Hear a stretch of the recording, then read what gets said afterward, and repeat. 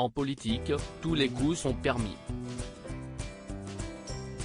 Agnès Pannier-Runacher, ministre de la Transition énergétique depuis mai 2022, le sait mieux que personne. Soupçon de conflit d'intérêts en raison des liens unissant sa famille paternelle à la compagnie de pétrole Pereco et, plus récemment, enquête de Mediapart sur des comportements déplacés qu'aurait eu son conjoint Nicolas Bays envers certains de ses ex-collaborateurs de l'Assemblée. La politique de 48 ans a dû affronter une vague de critiques importantes depuis son arrivée au gouvernement, en mai 2022. Alors que l'ancienne ministre déléguée chargée de l'industrie doit voir son texte de loi vote sur l'accélération de la production d'énergie renouvelable voté, ou non, au Palais Bourbon ce mardi 10 janvier, l'opinion a recueilli ses confidences, ce lundi.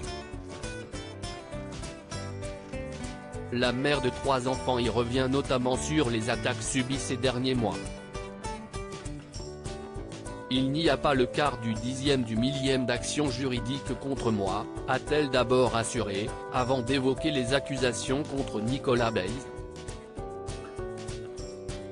Si est fait de manière très violente, on a voulu m'atteindre par mon compagnon, on a jeté en pâture la réputation de ma famille, cesse-t-elle insurger les larmes aux yeux, comme le raconte le quotidien.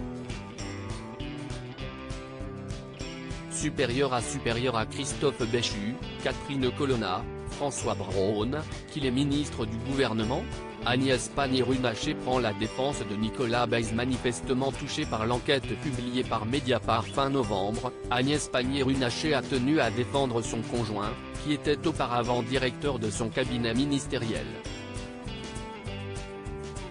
Si est un ovni.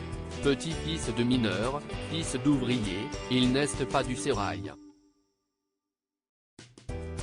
Mais il a des intuitions politiques, il est de très bons conseils et pas seulement pour moi.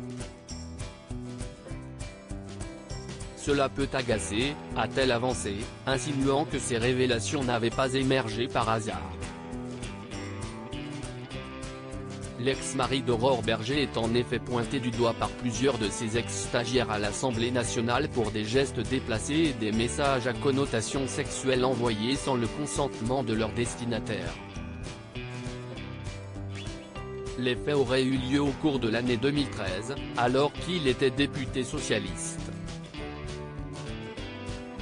Ce n'est pas tout, le site d'investigation révèle également que le conseiller de Patricia Mirallet, secrétaire d'État auprès du ministre des Armées chargé des anciens combattants et de la mémoire, ferait pression sur les collaborateurs de sa conjointe et interviendrait dans de nombreuses affaires de son ministère.